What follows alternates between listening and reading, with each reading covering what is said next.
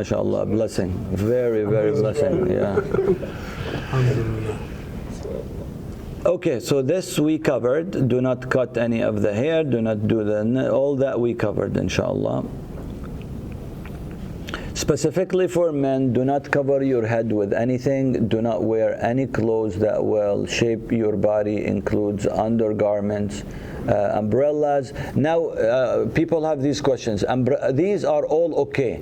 You can have umbrellas, you can wear watches, you can wear rings, identification tags, stitched belts, all sandals that do not cover ankles are all okay to use. I want to tell you something so you don't get... Yes. For me, it's for men though. Let me just finish one thing. Specifically for sisters, do not cover your face or hands. In the presence of non-mahram men, you can. This is for the sisters that take the fiqh ruling of a must cover face. They can cover their face in front of non-mahram men. But if it's which nowadays you cannot, because in the old days they used to be able to avoid men and they used to uncover. So the Sahabi female, they used to uncover their faces while men are not around, and when men would be approaching them they would cover it again, but they do not cover it in a way that actually touches their face. So what they used to do is to have a little bit, and you will see some sisters do that, a little bit, it's like a baseball cap, and then a drop of a veil comes. So the face is covered, but it's not touching the face, because touching the face is a problem, and according to some of the scholars, they have major issues with it, because Prophet ﷺ specifically said not to cover it with something that really attached to the face.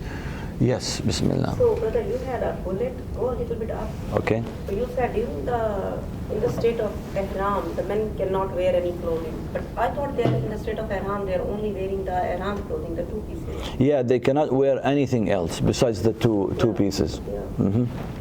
And one little clarification, that the footwear thing about covering of that's only for men, right?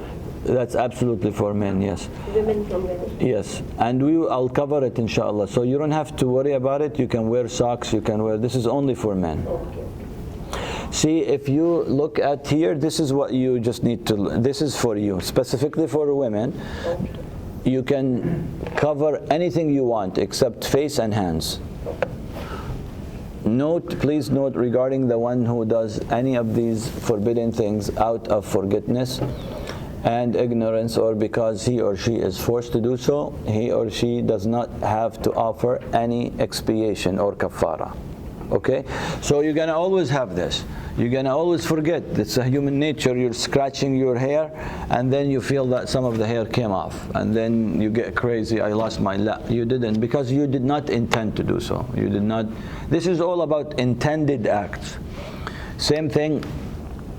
Some people go to make wudu on the rest area stations, and the rest area stations, sometimes the workers don't even pay attention to these things, so they put a scented soap for you, and you actually start cleaning your hands, and then it's scented, and you go crazy. I know you did not, because you did not intend to do so.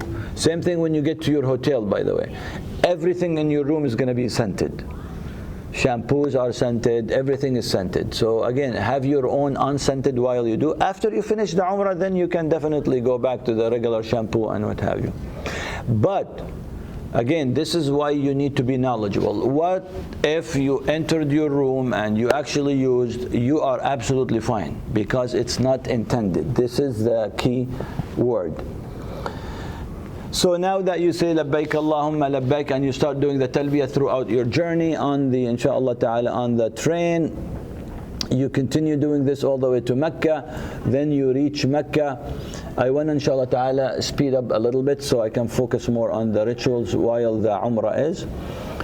So this is all basic logistics. You're gonna, inshallah ta'ala, by default having it, you're gonna enter your room. Can you take a shower to refresh yourself? Yes, you can. Do you have to put on the exact same clothing that you took the intention with? You don't have to. You can always change your clothes and have a different ihram if you want. You can always put on the same clothes, whatever you feel comfortable with, inshallah ta'ala. You can take a ghusl again in your room. Again, Prophet Muhammad ﷺ did. So if you have the blessing of having your room, I would highly recommend you just following exactly what he did. So you would just take a shower with water, that's it. Don't even risk the issue of shampoos and whatever. Just refresh yourself. Because you just took, a shower maybe 8 hours ago. So it's not, and now, I don't know, Saudi, I was going to say the weather is cool, but not cool there. It's deodorant consider scented though? Yeah, use all unscented deodorant and shampoos, and you can buy them from here, inshallah ta'ala. Just for the Umrah part. And then after that, you're fine. Inshallah. MashaAllah, who's giving a class here? Seniors committee. Okay. No, it's fine, Hassan. It's fine. I was just wondering where the noise is coming from. Okay. All right, so now inshallah, entering the Masjid al-Haram. So now you're ready, and you go from your rooms, and you go, inshallah ta'ala, to the Haram. And all the logistics you're just going to have to follow, because every time it's different which gate you're going to enter from and all that.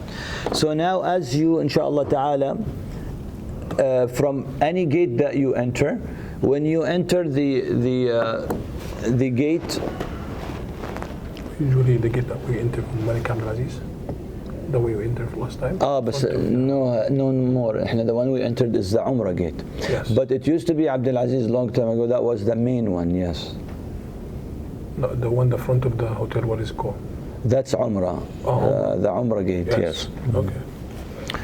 So this is something I don't want you to get confused with. Some of the scholars said if you want to add this to the intention, which is Allahumma mahilli haythu habastani. This is you say it after the talbiyah if you want.